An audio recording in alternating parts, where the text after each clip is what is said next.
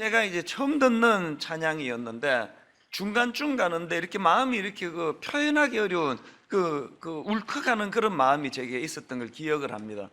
그래서 이제 가사를 제가 나중에 다시 검색을 해가지고 이거를 제 컴퓨터에 옮겨다 놓고 이제 가끔씩 들여다보고 그렇게 했는데요. 특별 새벽 부흥의 첫날 첫 시간에 제가 이 찬양 가사를 여러분에게 좀 전해드리고 싶은 마음이 있습니다. 화면으로도 이제 부탁을 했는데요. 내용을 한번 들어보십시오. 참 아름다운 곳이라 주님의 세계는 정말로 내가 나 같고 솔직할 수 있는 곳, 조금이라도 내 의라 말할 수 없는 이곳은 바로 주님의 세계라. 세상은 항상 말하네 그 길이 아니라고. 곱디 고운 길이 있는데 왜 힘들게 사냐고. 단순한 선택조차 내겐 버겁기만 한 곳, 그래도 나는 주님만 따르리. 참 아름다워라 주님의 세계는 저 솔로몬의 옷보다 더 고운 백합, 주 찬송하는 듯 저 맑은 새소리, 내 아버지의 지으신 그 솜씨 깊도다, 더 깊도다, 더 깊도다. 나는 계속 걸어갑니다. 수없이 넘어져도, 사람들의 방향과는 조금 다르다 해도 내가 가는 길이 주가 가르쳐 준 길이니 이곳은 바로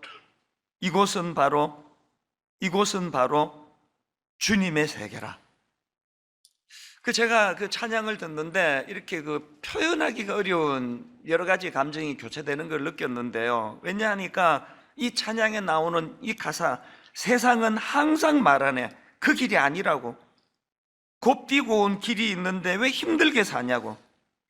여러분이 바벨론 같은 이 세상을 그리스도인으로 살아간다 할 때 바벨론에서 그리스도인으로 살아가기에 제일 첫 번째 나오는 세상의 반응이 이 바보 같은 놈들아 왜 그렇게 사느냐고. 조금만 타협하면은 눈 한 번 찔끔 감으면은 편한 길 갈 수 있는데 왜 그렇게 둘러 어리석은 길을 가느냐고. 바벨론에서 제대로 그리스도인으로 사는 사람이라면 이런 비아냥은 그건 당연히 들어야 되는 그런 이야기 아닙니까? 그런데 그 다음 가사를 보니까 그럼에도 불구하고 나는 계속 걸어갑니다. 수없이 넘어져도, 또 사람들의 방향과는 조금 다르다 해도 내가 가는 그 길이 주님이 가르치신 그 길이기 때문에 나는 계속 그 길을 걸어갑니다. 이게 참 마음을 울컥하게 하는 거예요. 제 지난 세월을 쭉 돌아보면 20대 때는 특히 갈등도 많았고 이래갖고는 못 살겠다 해가지고 그냥 교회를 떠나야 되겠다 한 적도 있었고, 여러 갈등이 많았지만 그러나 하나님께 반항도 해보고 되들어보기도 하고 왜 넓은 길을 안 주시느냐고 그렇게 항변도 해봤지만 지금 돌아보면은 그래도 꾸역꾸역 또 이 길을 걸어오고 있는 거 아닙니까? 그래도 꾸역꾸역 또 조금 넓은 길로 갔다가 또 정신 차리면 제자리로 돌아 또 이 길로 가고. 근데 제가 오늘 첫날 첫 시간에 우리 청년들에게 특별히 제가 하고 싶은 이야기가 뭐냐면요, 그렇게 여러분 우격 따짐으로도 우리가 이 좁은 길을 걸어가야 되지만 그렇게 걷는 길은 우선 마음에 기쁨이 없습니다. 그리고 오래 못 갑니다.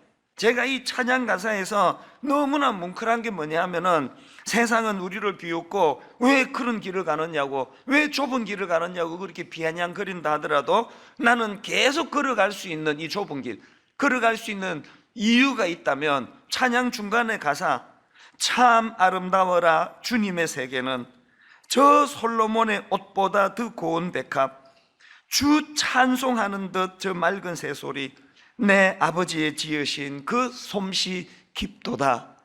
우리가 이 기쁨을 맛보셔야 돼요. 늘 좁은 길을 걸어가 영적인 세계를 보지 못하는 세상 사람들은 그녀는 술도 못 마시고 담배도 못 피고 그냥 마음대로 성관계도 제대로 못 갖고 네 원하는 대로 아무것도 못하고 무슨 재미로 사느냐 하지만, 그러나 우리만이 알고 있는 그 기쁨, 주님과 나와 그 깊은 동산을 함께 교제하며 거닐 때 주님 주신 그 기쁨, 그 누구도 알지 못하는 우리의 비밀이 되는, 그래서 주 찬송하는 듯 저 맑은 새소리 내 아버지의 지으신 그 솜씨 깊도다. 옛날 어른들은 이걸 그 찬양 있지 않습니까? 알 사람이 없도다. 지금 가사가 그거밖에는 생각이 안 나요 지금. 저 장미꽃 위에 있을 아직 맺혀 있던 그때에 쭉 나가가지고 후렴이 어떻게 돼요? 후렴이 알 사람이 없도다. 그 앞에 알 사람이 없도다. 예, 알 사람이 없어서 그 집에 가서 한번 찾아보세요. 주님 나와 동행을 하면서 나를 친구 삼으셨고, 또 그런가 하면은 또 그 다음 가사가 뭐예요? 주님 나와 동행을 하면서 나를 친구 삼으셨네. 우리 서로 받은 그 기쁨은 알 사람이 없도다. 우리 서로 받은 그 기쁨은 알 사람이 없도다. 이 기쁨을 우리가 누려야 세상 사람들이 비웃는 그 좁은 길을 갈 수 있는 거거든요. 오늘 말씀도요 이런 맥락으로 풀어가고 싶은데요, 제가 어제 살펴본 것처럼 이제 다니엘이 바벨론의 그 세뇌 교육에 거기에 순응하지 않고 도전장을 던지지 않습니까? 그래서 8절에서 이제 다니엘은 뜻을 정하여 왕의 음식과 그가 마시는 포도주로 자기를 더럽히지 아니하리라 이렇게 선포를 하니까 황관장이 깜짝 놀란 거 아닙니까? 10절에서 너희 때문에 내 머리가 왕 앞에서 위태롭게 될 것 같은데 어떻게 그런 위험한 시도를 하느냐고. 그런데 다니엘의 지혜가 놀라운 거예요. 무슨 제안을 하느냐? 12절과 13절 청하오니 당신의 종들을 열흘 동안 시험하여 채식을 주어 먹게 하고 물을 주어 마시게 한 후에 당신 앞에서 우리의 얼굴과 왕의 음식을 먹는 소년들 얼굴을 비교하여 보아서 당신이 보는 대로 종들에게 행하게 하소서. 이 참 지혜로운 대안 아닙니까? 그래서 이제 14절에 그가 그들의 말을 따라 열흘 동안 시험하더니 15절에 열흘 후에 그들의 얼굴이 더욱 아름답고 살이 더욱 윤택하여 왕의 음식을 먹는 다른 소년들보다 더 좋아 보인지라. 여기서 그 채식을 먹었다는 건 이 채식의 효능을 다니엘이 알았다는 뜻이 아니에요. 다니엘이 그 열흘 동안 채식만 주구장창 먹은 게 아니에요. 채식을 먹으면서 하나님께 은혜를 구하는 거 아닙니까? 하나님께 비록 아버지 제가 저 기름진 또 영양가 있는 음식을 먹지 못하고 채소로 연명을 하더라도 여기에 하나님 특별한 은혜가 부어져서 그들에게 뒤지지 않는 결과를 하나님 주시기 원합니다. 그렇게 매달려 기도하는 지혜를 다니엘이 보여줬는데요, 오늘 이제 본문이 대략 이제 이런 내용이라서 결과적으로 열흘 후에 얼굴이 더 윤택하고 살이 더욱 윤택하고 또 피부가 또 아름답고 더 좋아지는 결과가 일어났는데, 우리가 늘 신앙생활 할 때 그 조심해야 되는 건 이런 그 피상적인 결과만 똑 따오면 안 된다는 거예요. 결과로 그 채식을 했더니 얼굴이 더 좋아졌다, 이런 결과만 똑 따오시면 안 되고요, 그 과정과 그 이후에 이렇게 하나님 앞에 도전하는 사람들에게 주시는 놀라운 은혜의 축복이 어떤 건가, 이걸 볼 수 있어야 된다는 겁니다.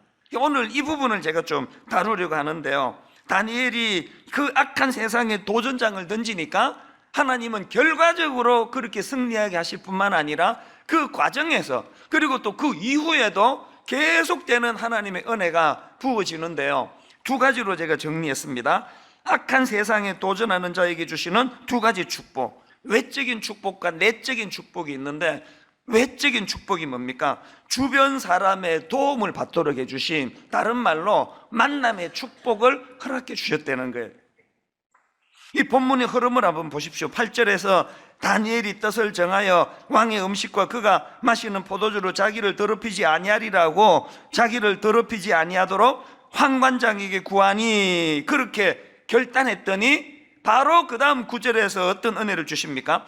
하나님이 다니엘로 하여금 황관장에게 은혜와 긍휼을 얻게 하신지라. 세 번역으로 하나님은 다니엘이 황관장에게서 호의와 동정을 받도록 해주셨다.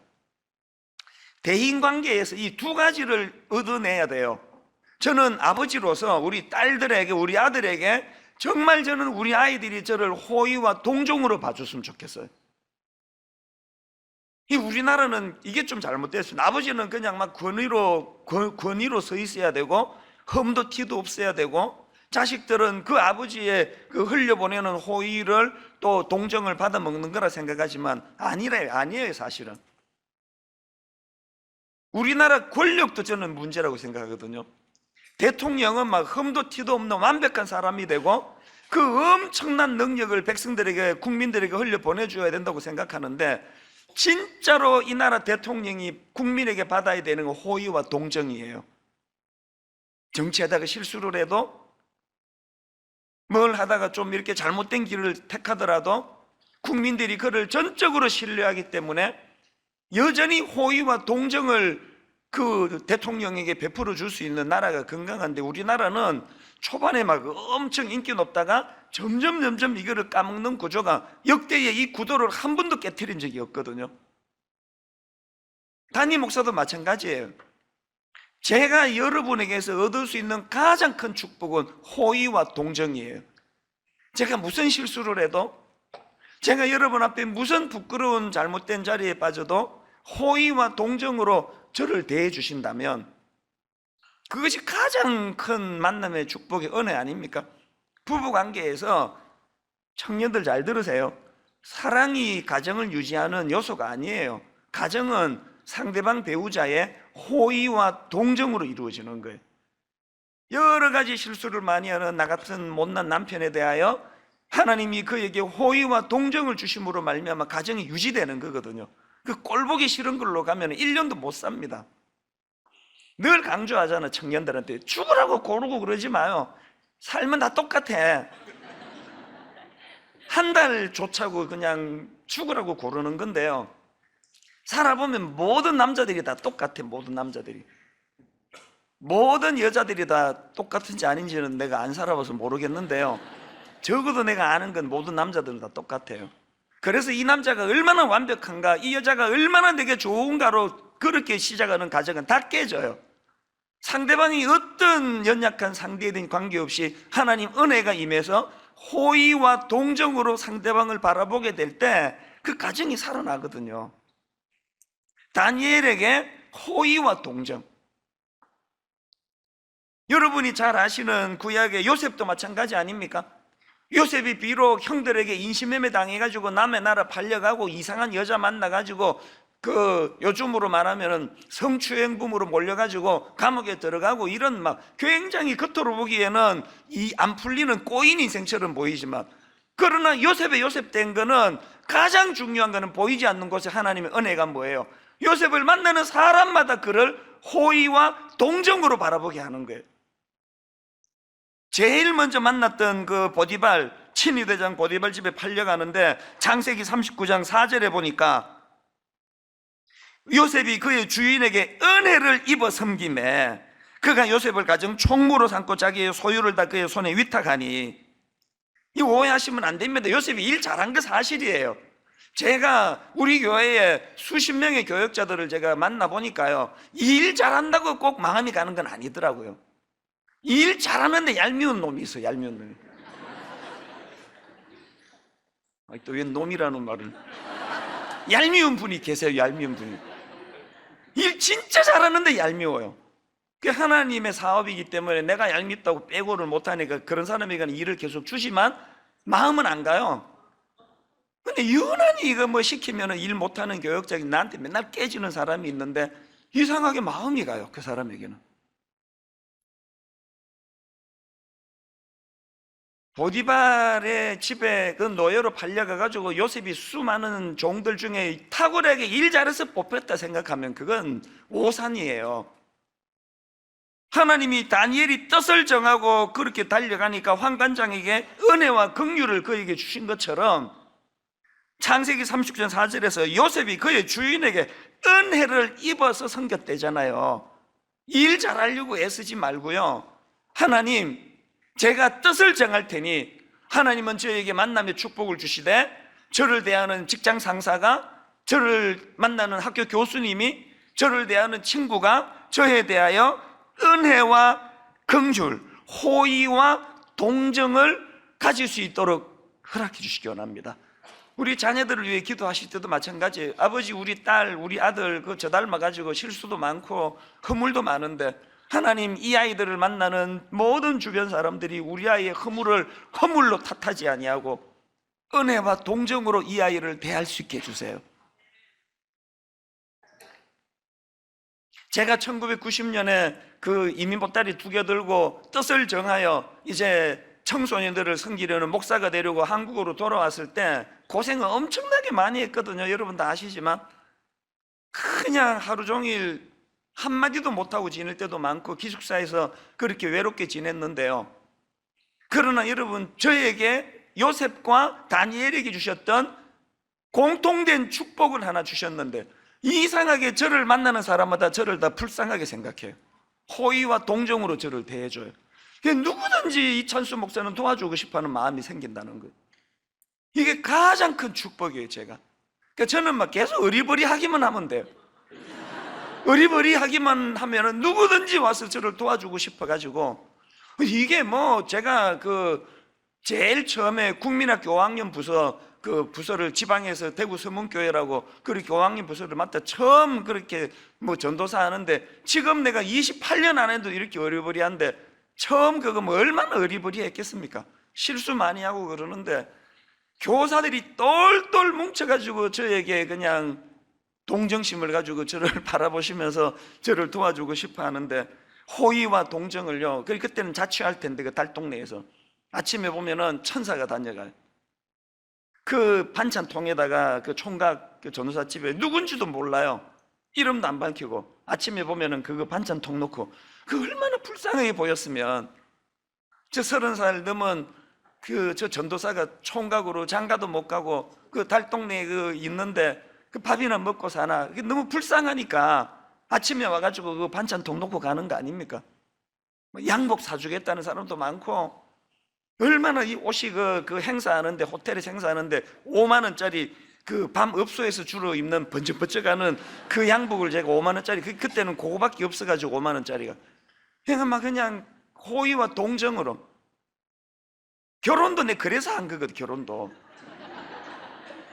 우리 집사람을 이제 그 유아부 전사님이 소개를 해가지고 만났는데, 이게 또 우리 집사람도 호의와 동정으로 이 전도사 하나, 나이 든 전도사 하나 구제해 주는 거 하나님 앞에 같이 있다 그래서 결혼하기로 결정을 했는데, 장모님이 그 어느 날 보니까 7살이나 많은 33살짜리, 그때 우리 집사람은 26살이었는데 이 늙어 빠진 전도사 이거 뭐 어떻게 될지도 모르고 파트타임이고, 이게 뭐 밥이나 뭐 우리 딸 먹여줄 수 있나 아무것도 모르니까 당연히 우리 장모님 입장에서는 갈등이 많은 거 아닙니까?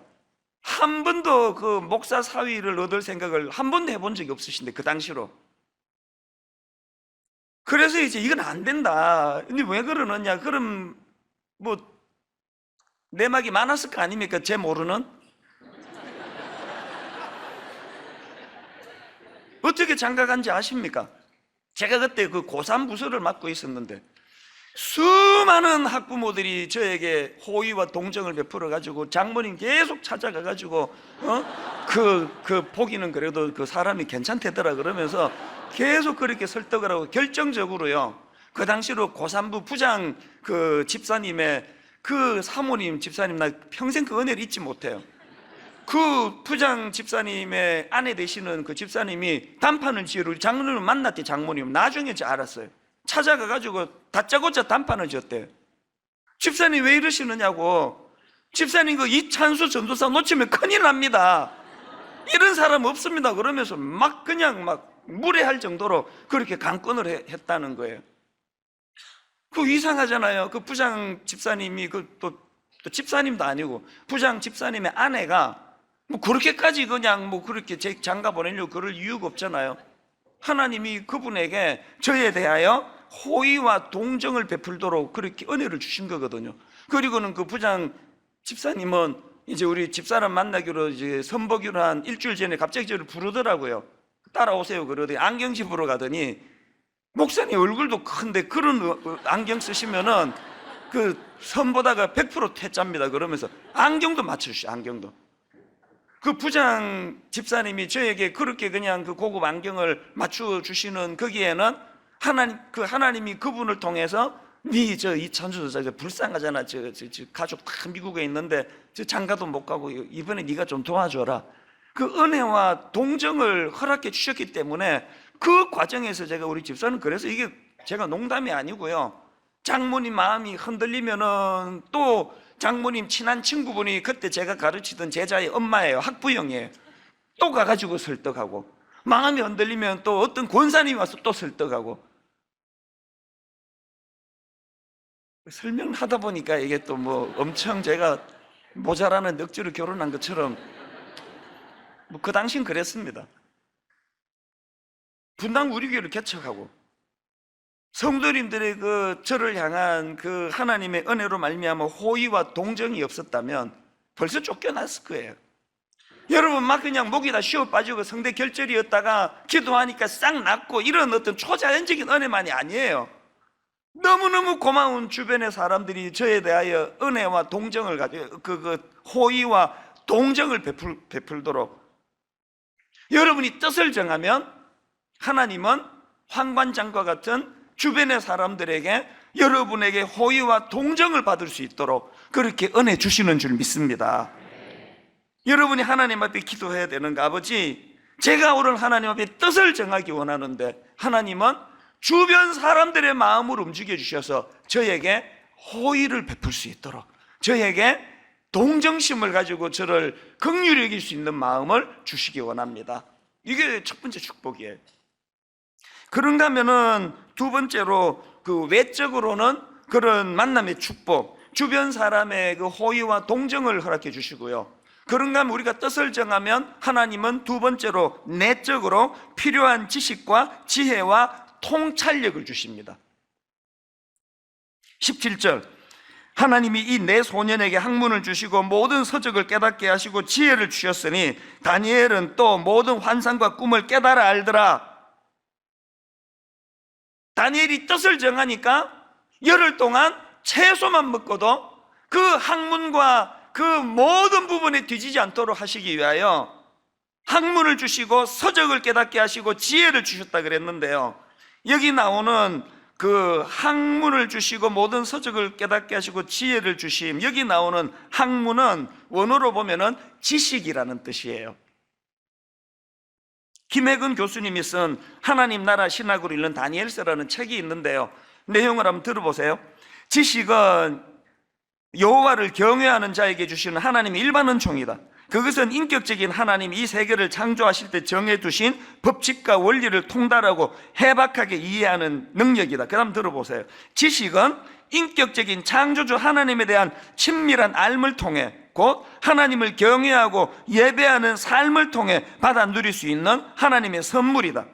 하나님은 경건하고 의로운 내 소년에게 하나님이 지으시고 운행하시는 이 역사와 세계에 대한 깊은 통찰력을 주셨던 것이다. 지식이 뭐라고요? 인격적인 창조주 하나님에 대한 친밀한 알을 통해 하나님을 경외하는 삶을 통해 얻는 통찰력이에요.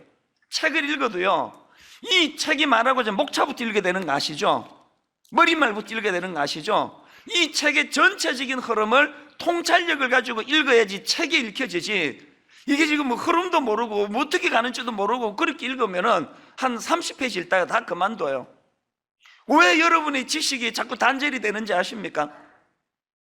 지식이란 거는 인격적인 창조주 하나님에 의해서 하나님을 경외하고 예배하는 삶을 통해서 하나님이 지으시고 운행하시는 이 역사와 세계에 대한 통찰력을 가지고 얻어지는 게 이게 지식인데, 하나님을 죄버리니까 파편만 모으고 있는 거 아닙니까? 저는 여러분이 세상에 대하여 뜻을 정하고 도전할 때 하나님이 주시는 통찰력, 하나님이 주시는 지식, 하나님이 주시는 학문이 통달되기를 바랍니다. 그런데 두 번째 주시는 게 중요합니다. 학문을 주시고 그 다음에 모든 서적을 깨닫게 하시고, 이 책에 대한 통찰력 아닙니까? 다니엘이 바벨론의 포로로 끌려가가지고 불이익도 많이 당했지만 그가 본 가장 큰 혜택은 뭐예요? 바벨론에 있는 어마어마한 그 고급 학문, 서적들, 책들을 접하게 된 거 아닙니까? 여러분, 믿는 우리가 지식을 얻기 위해서는요, 막 하나님께 기도해가지고 그렇게 그 꿰뚫어지는 지식도 있지만, 내가 책 읽고 공부해서 얻어져야 되는 거 아닙니까? 통찰력이라는 거는 책을 통해서 얻어지는 거 아닙니까? 다니엘에게 하나님 주신 축복을 여기에 왜 모든 서적을 깨닫게 하시고 이런 표현을 썼겠냐고요. 우리가 지식 얻기 위한다면 세상과 하나님을 알아가는 지식을 얻기 위해서는 통찰력이 필요한데 그 통찰력은 책을 통해서 이루어지거든. 여러분, 책 읽으셔야 돼요. 진짜 책 읽으셔야 돼요. 여러분 손에 들려있는 스마트폰은 여러분의 지식을 잡아먹는 악마예요, 악마. 책 읽으셔야 돼요, 책. 성경, 디모데후서 3장 15절 보세요. 또 어려서부터 성경을 알았나니 성경은 능히 너로 하여금 그리스도 예수 안에 있는 믿음으로 말미암아 구원에 이르는 지혜가 있게 하느니라. 그러면서 구체적으로 16절, 모든 성경은 하나님의 감동으로 된 것으로 교훈과 책망과 바르게 함과 의로 교육하기에 유익하니. 이번 특세가 시작된 오늘서부터 여러분 손에 큐티 책이 손에 들려지기 바랍니다. 성경을 읽어야 돼요, 성경을. 그런가 하면은 경건 서적을 읽어야 돼요. 온 그 쓰레기 같은 이런 그 음란하기 짝이 없는 영화 책들이 난무하는데 경건한 책을 읽어야 돼요. 전공서적. 여러분이 다니엘처럼 세상을 분별할 통찰력을 얻으려면 그 하나님이 책을 통해서 통찰력을 주신다는 걸. 그 다음 나오는 지혜도 마찬가지. 이 지혜란 거는 분별력 있는 이성적인 삶의 모습을 묘사하는 단어인데요, 여기서 17절에서 중요한 게 뭐냐, 17절을 다시 한번 보시겠습니까? 우리 화면으로 이 내용을 한번 읽어보기 원합니다. 우리 한 목소리로 같이 읽습니다. 시작. 하나님이 이 내 소년에게 학문을 주시고 모든 서적을 깨닫게 하시고 지혜를 주셨으니. 여기에 제가 하나님이 여기다 굵은 글씨로 한 이유가 있습니다. 하나님이 내 소년에게 학문을 주시고, 이게 지금 주어가 하나님이라는 게 왜 중요합니까? 그 당시 최고 앞선다고 하는 바벨론 선진, 바벨론에 가서 많은 책 읽고 공부해서 이렇게 된 게 아니라는 거예요. 주체가 하나님이세요. 근데 여러분, 여기서 제가 발견하는 중요한 포인트, 이거 하나 다루고 오늘 말씀을 좀 이제 정리해야 될 것 같은데요, 제가 여기서 발견하는 중요한 포인트가 하나 있습니다. 지금 어떤 상황입니까? 지금 하나님이 그 내 소년에게 이런 놀라운 역사를 주시는 이 때가 어떤 상황이에요? 1절 다 아시잖아요. 1절, 유다왕 여호야김이 다스린 지 3년이 되는 해에 바벨론 왕 느부갓네살이 예루살렘에 이르러 성을 에워쌌더니, 어떤 상황이에요? 하나님이 침묵하시던 시대예요.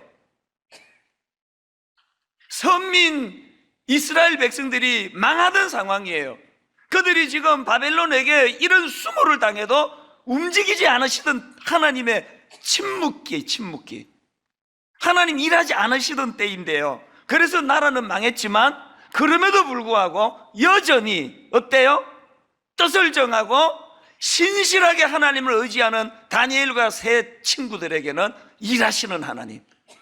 이게 17절에서 제가 발견한 가슴 떨리는 교훈이에요. 조국 대한민국 바벨론에게 망한 오늘 다니엘 1장 1절과 비슷한 시대예요. 침묵하고 계시는 하나님, 교회들마다 무기력하기 짝이 없는 이 현실, 매 주일마다 대한민국 곳곳에 모여 예배는 드리고 있지만 그 예배 현장에서 바로 역사하시는 성령의 역동적인 역사가 잘 보이지 않는 가슴 아픈 시대예요. 아무리 기도를 해도, 아무리 매달려도 응답하지 않으시는 것 같은 가슴 아픈 시대를 살고 있습니다. 그런데 놀랍게도 뜻을 정한 다니엘에게는 내가 이 시대에 내가 순응하며 살지 않겠다, 나는 이 시대를 거슬러 올라가기를 원한다, 그렇게 도전하는 다니엘과 그 친구들에게는 여전히 일하시는 하나님. 저는 초자연적인 역사, 우리 시대 잘 안 일어나는 거 별로 불편하지 않습니다. 그러나 여전히 저에게는 하나님이 하나님 되심이 경험되어지도록 작은 이 초자연적인 역사를 저는 경험하기를 원해요. 누구에게 일한다고요? 이 바벨론에 몸을 닫고 살지만 내가 바벨론에 쩔어 살지 않겠다. 바벨론이 이끄는 대로 내 끌려가지 않겠다. 바벨론의 유혹에 내 그대로 내가 그렇게 비굴하게 거세당한 돼지처럼 살지 않겠다. 그렇게 뜻을 정한 그 사람에게는 오늘도 하나님이 일하신다는 거예요. 결론을 맺기 원합니다. 한 가지만 말씀드릴게요. 여러분, 오늘 이 장에 나오는 그 다니엘과 세 친구가 부럽습니까? 부러우면 지는 거예요. 부러우세요?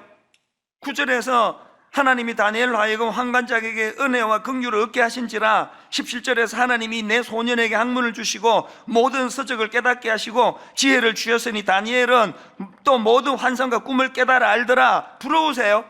내적으로 외적으로 이런 놀라운 은혜를 받는 다니엘이 부러우세요?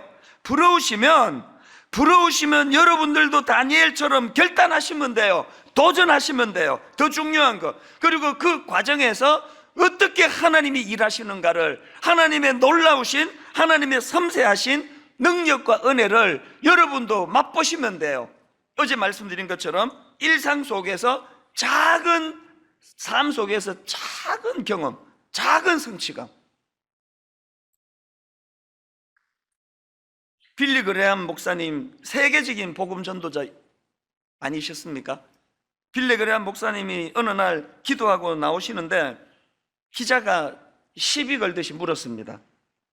하나님이 계신지 어떻게 알 수 있습니까? 당신은 그것을 어떻게 증명할 수 있습니까? 우리도 맨날 이런 비아냥거리는 질문을 우리도 받지 않습니까?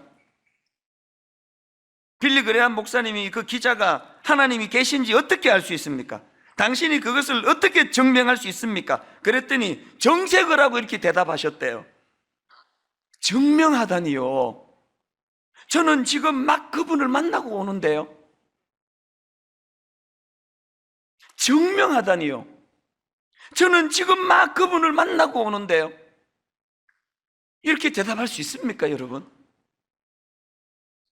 다니엘이 부러우면, 다니엘이 만났던 그 하나님, 다니엘이 부러우면 그 침묵하시던 그 시대 속에서도 다니엘을 향하여, 그 친구들을 향하여 여전히 말씀하시며 가이드가 되어주시는 그 하나님을 여러분도 경험하게 되시기를 바랍니다. 이번 한 주 내내 찬양을 통하여, 말씀을 통하여, 기도를 통하여 그 신실하신 하나님을 맛보고 경험하는 복된 한 주간 되시기를 주님 이름으로 축복합니다.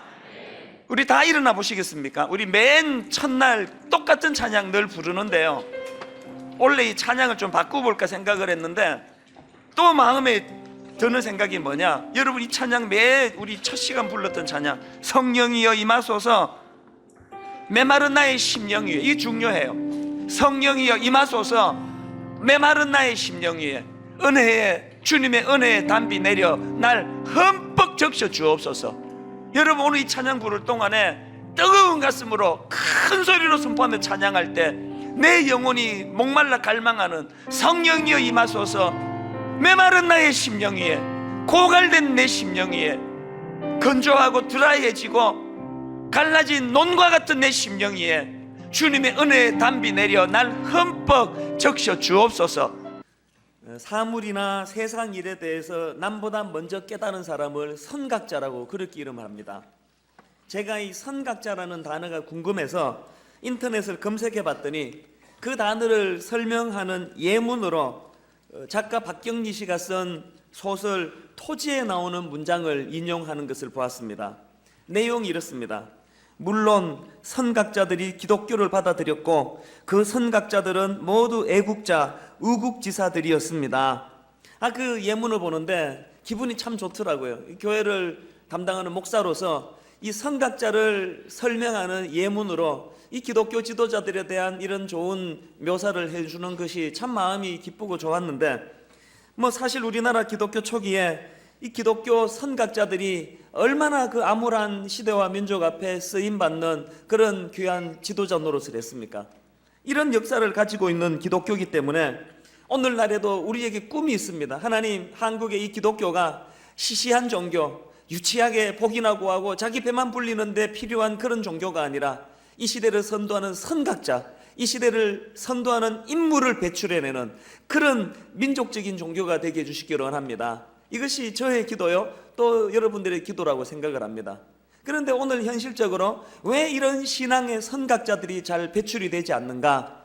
여러 요인이 있겠지만 저는 그 중에 하나로 하나님의 말씀을 깊이 있게 묵상하고 하나님의 말씀을 깊이 있게 살펴보는, 그 말씀을 깊이 있게 깨닫는 사람들이 많지 않기 때문이라고 생각을 합니다.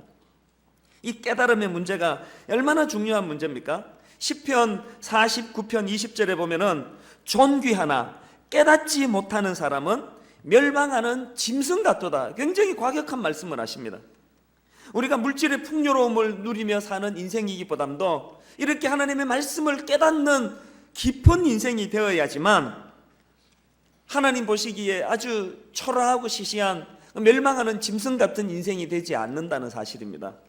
사실 우리 주변에 졸부처럼 갑자기 재산은 좀 모아가지고 뭐 좋은 차는 타고 다니는지 몰라도 그 심령의 깨달음이 없어가지고 저질스러운 삶을 사는 사람이 얼마나 많습니까? 제가 가만히 보면은 무슨 그랜저니 무슨 또 뭐 차종은 이제 그밖에 잘 모르겠습니다. 하여튼 뭐 엄청나게 비싼 차 타고 다니는데 가만히 들여다보면은 자전거 탈 인격도 안 되는 사람들이 간혹 보이더라는 거예요. 그건 한심하기 거지가 없어요.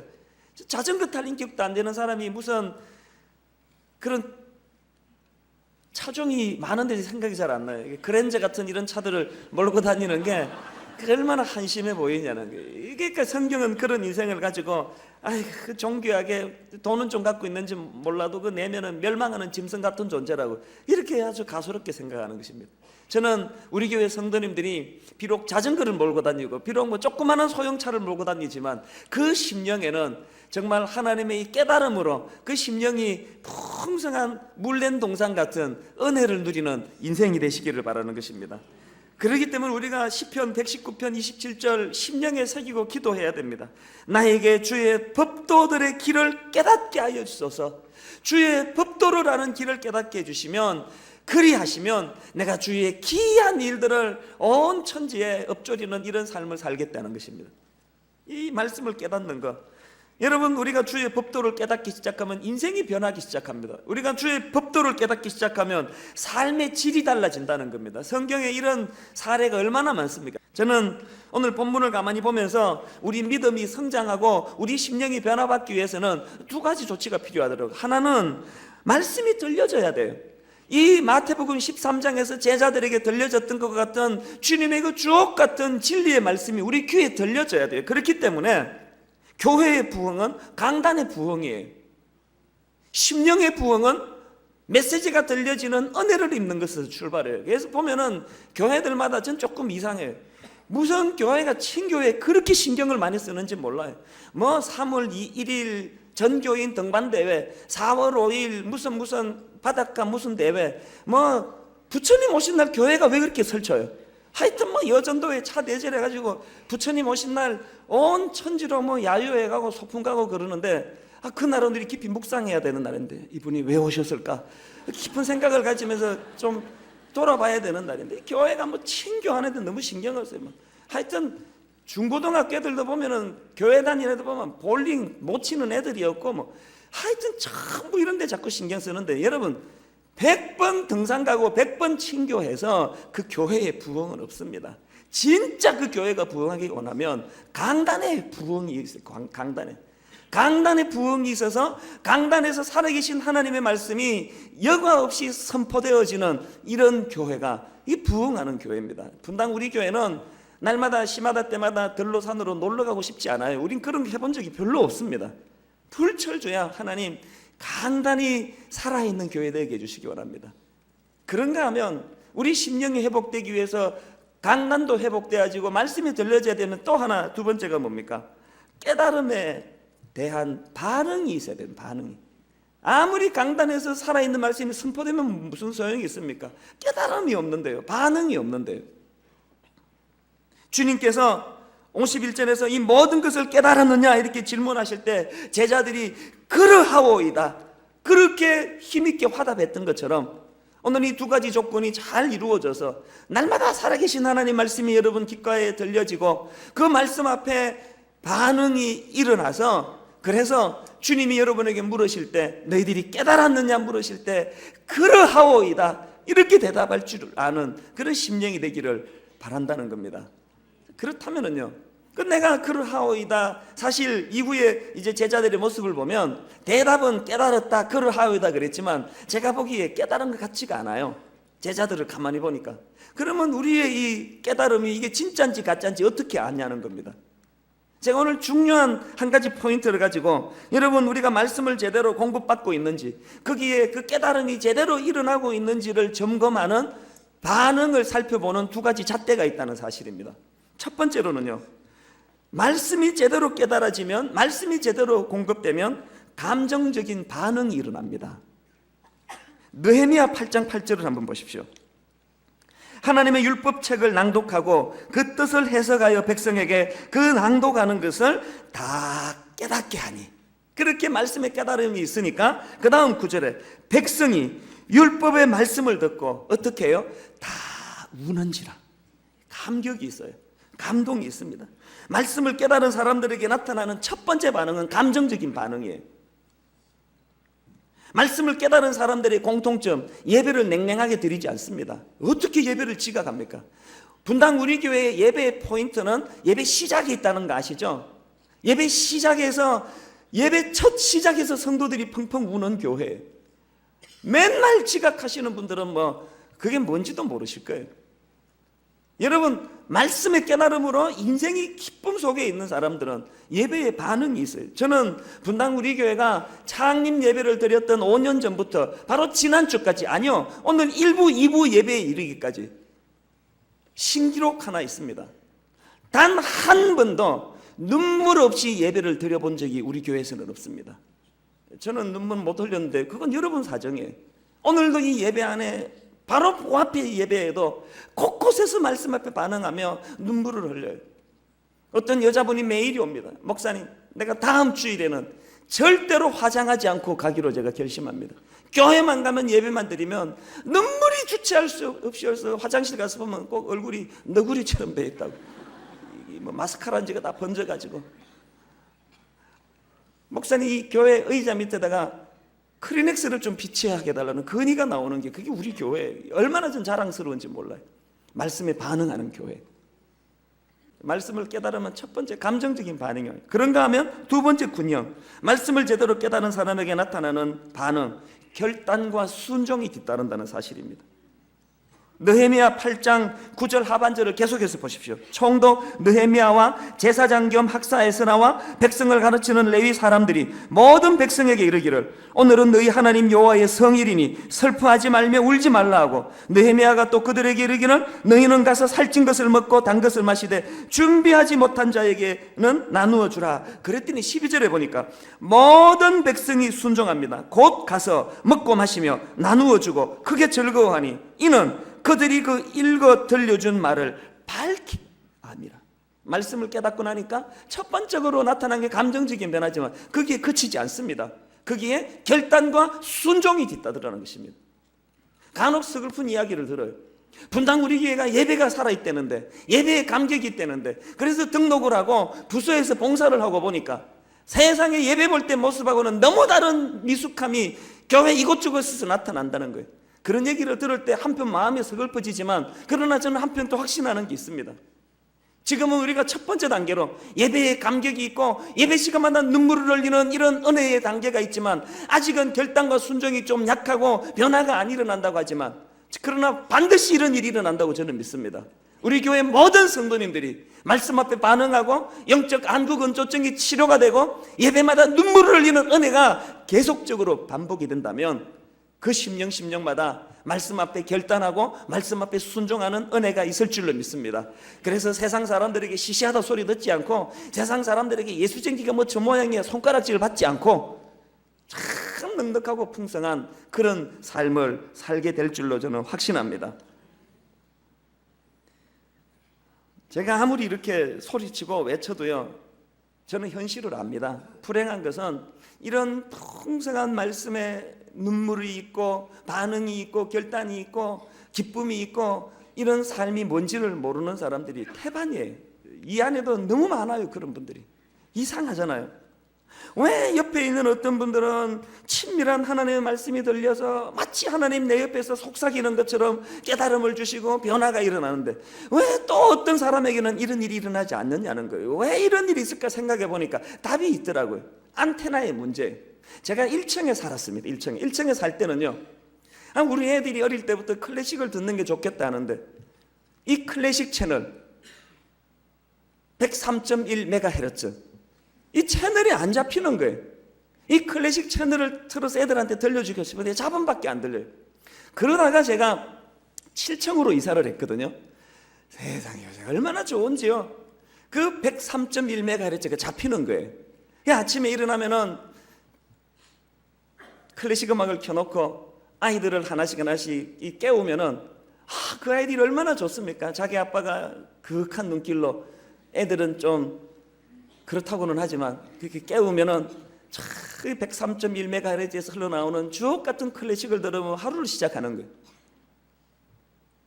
여러분, 그 1층과 7층의 차이가 뭡니까? 방송국에 문제가 있습니까? 채널의 문제예요. 안테나의 문제예요.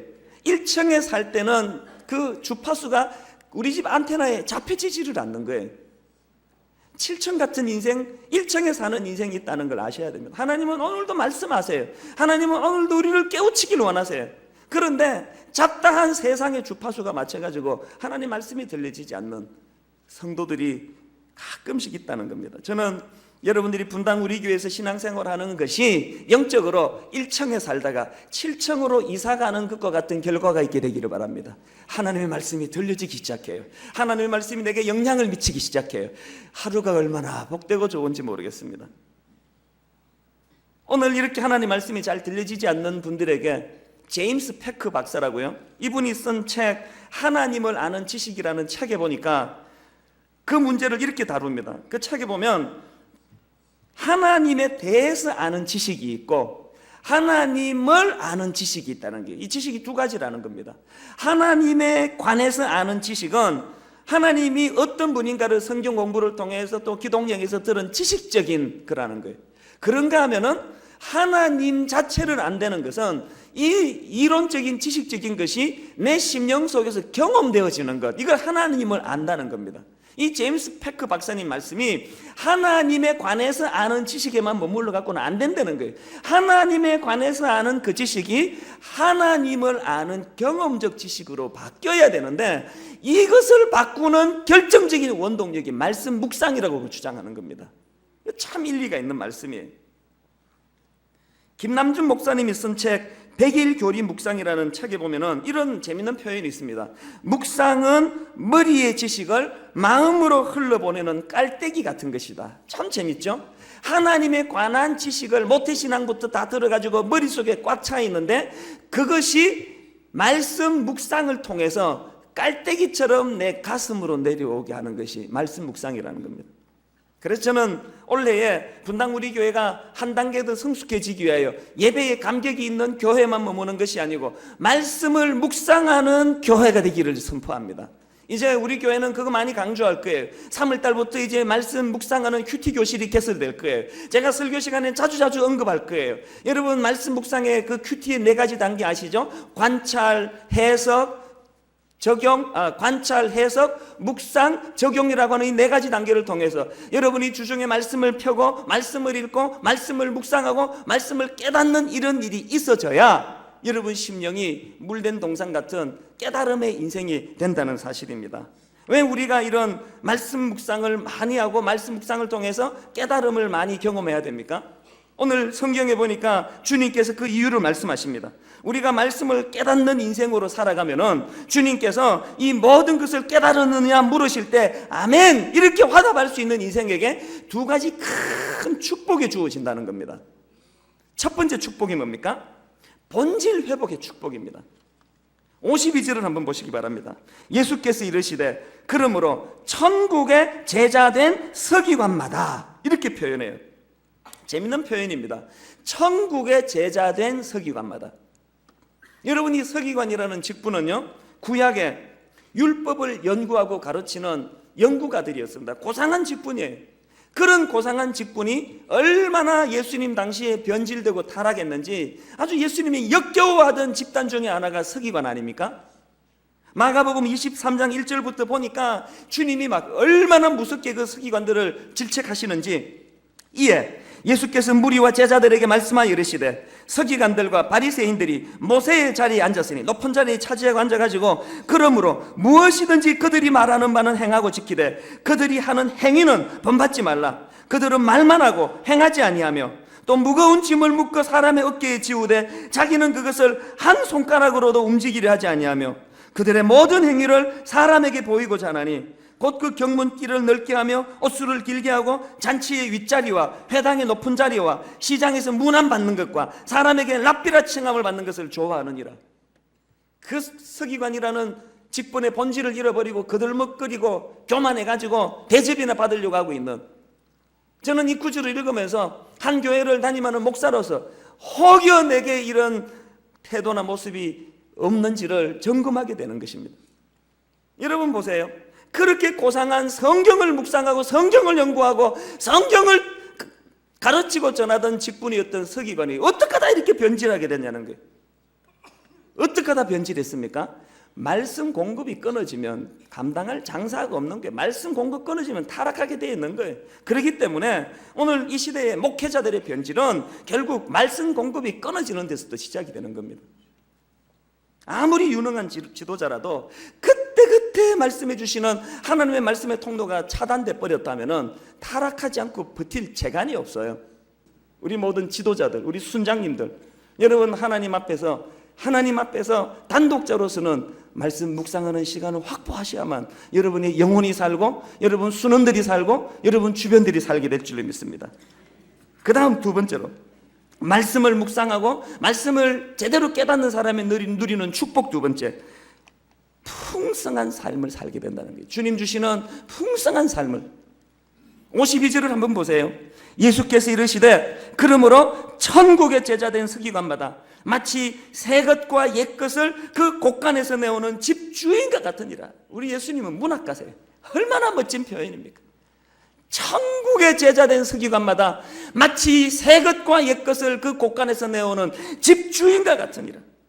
저는 여러분 이런 인생으로 살기를 바랍니다. 여기서 이 곳간이라는 한국 성경은 원어로 보면 보물이라는 뜻을 가지고 있는 거예요. 여러분 우리 심령 속에 옛것, 구약시대에 이스라엘 백성들에게 하나님이 주셨던 그 주옥 같은 보고의 말씀들과 새것, 메시아로 오신 예수 그리스도가 신약 성경을 통해서 수없이 들려주시는 그 귀한 말씀들, 이 옛것과 새것이 담겨져 있는 보물 주인과 같은 인생, 이런 물된 동상 같은 인생을 여러분 살게 되시기를 바랍니다.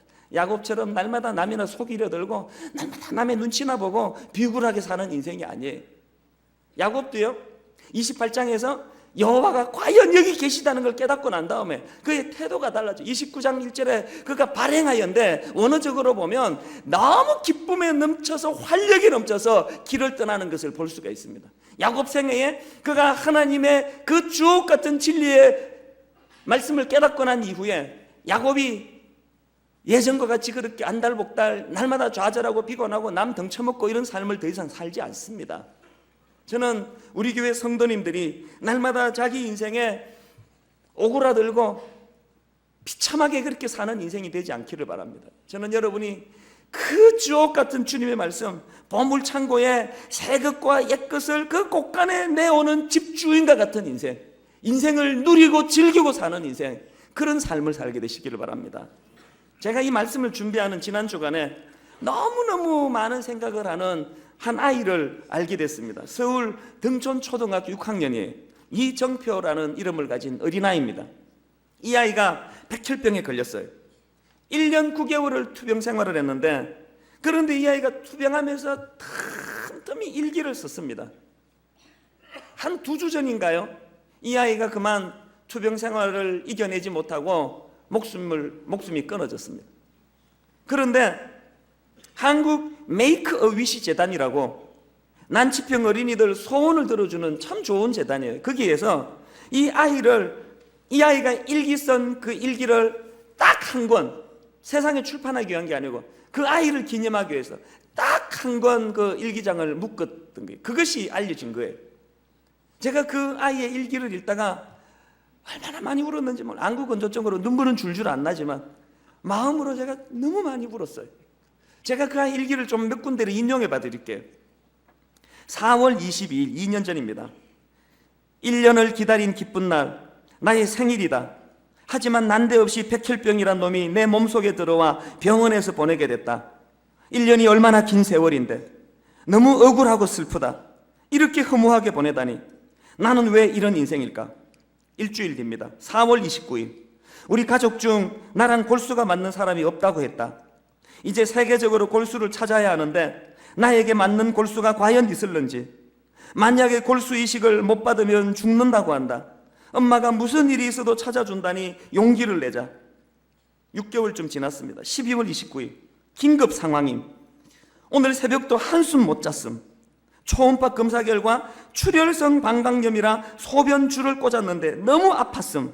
정신없이 울고 꽂고 난 후에도 거의 경기 일으킴.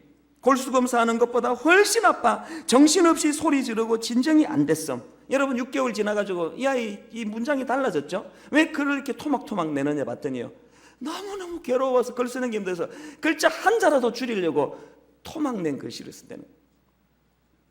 그리고 2006년 5월 31일 한계에 도달한 것 같다. 오늘 아침에는 너무 아파서 펑펑 울고 진통제를 먹었다. 너무너무 힘들다. 진짜 괴롭다. 심할 땐 죽고 싶다. 아파서 기지개도 제대로 못 켠다. 최근의 마지막 일기 2007년 1월 3일 으악, 이러다가 일주일 안에 난 어떻게 될 것이다. 하루하루가 너무 심해지고 있고 입이 아파서 죽을 것 같다. 나는 이제 어떻게 되는 것일까? 난 이제 한계다. 엄마가 아침에 쌀을 갈아서 미염을 만들어 주셨는데 그것도 아프다. 우유도 아프고 물도 아프고 식염수도 아프고 죽을 것 같다. 누가 좀 살려줬으면 한다. 그만 힘들었으면 좋겠다. 이제는 그가 그만 쉬었으면 좋겠다. 이렇게 어린아이가 감당하기에는 너무 힘들고 무거운 고통스러운 투병 과정을 버티지 못해가지고 그만 최근에 이 아이가 이 세상을 떠나게 됐는데, 여러분 제가 그 글을 읽고는 눈물을 흘리던 대목이 어딘지 아십니까? 그 정표라는 아이가 골수 이식을 한 다음에 무균실에서 자기 엄마에게 뜬금없이 이런 말을 했다는 겁니다. 나는 비싼 등록금을 내고 사립학교에 다니는 친구들, 학원에서 과외받는 친구들 전혀 부럽지 않아요. 왜냐고요? 나는 병원이라는 학교에서 소아 백혈병이라는 전문 과목을 1년 동안 온몸으로 배웠고, 그 다음 들어보세요. 숨 쉬고 살아있는 게 얼마나 대단하고 감사한 일인지를 알게 되었고 배웠다는 겁니다. 난 친구들이 감히 상상도 하지 못하는 1억 원짜리 과외를 받았고, 파란 하늘, 맑은 공기, 이런 걸 느끼기만 해도 얼마나 행복한지 모른다고. 학교 다닐 때는 운동장에 흙을 밟고 다니는 것을 당연한 것이라 생각했는데 지금은 그 흙이 너무 감사해요.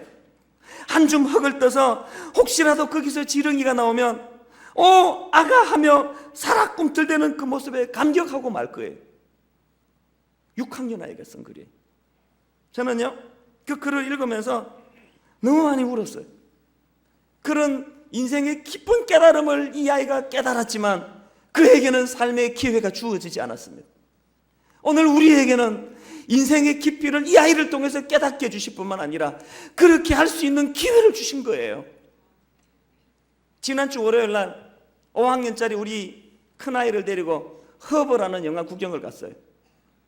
거기에 21살 여자아이인데 7살짜리 지능이에요. 무슨 사연인지 그 엄마랑 7살짜리 지능을 가진 이 21살 된 딸아이랑 둘이서 사는데 이 엄마가 갑자기 급성불치의 병으로 죽어갑니다. 영화는 뭐 뻔한 스토리고 심파극 같은 요소가 없지 않은데, 그러나 제가 그 영화 내내 감격했던 게 뭔지 아십니까? 나는 아직 기회가 있더라는 거예요. 나는 이 정표라는 아이가 가르쳐준 이 삶의 환희, 삶의 감격, 하나님의 말씀을 통해서 깨달을 뿐만 아니라 이것을 누릴 수 있는 기회가 내게 있더라는 거예요. 그 영화를 마치고 우리 딸아이 손을 콕 잡고 나오는데 얼마나 마음에 행복이 밀려오는지요. 내가 너한테 잘못해준 건 미안하다. 내가 지금부터 너 정말 잘 대해줄게. 하나님 우리에게 기회를 주셨잖아요. 여러분 오늘 하루 어떤 마음으로 눈을 뜨셨습니까? 이놈의 질긴 인생 마지못해 눈 뜨지니까 그렇게 사셨습니까? 결코 하나님께 원하지 않으세요. 하나님은요, 저와 여러분의 인생이 마치 새 것과 옛 것을 그 곳간에 내오는 집주인과 같은 풍성한 인생으로 살기를 원해요. 날마다 안달복달하고 날마다 안 갖춘 그 한 가지 때문에 인생이 찌부라드는 짜부라드는 그런 인생이 아니라 옛 것과 새 것을 풍성하게 갖추고 살아가는 집주인 같은 인생. 뭐가 여러분을 괴롭힙니까? 저는 여러분 말씀을 깨닫기를 바래요. 그 정표라는 아이가 그 불치 백혈병이라는 그 엄청난 대가를 지불하고 깨달았던 그 인생의 환희를 여러분 말씀으로 깨닫게 되시면 우리 남은 여생 정말 행복하게 살 수 있을 것 같아요.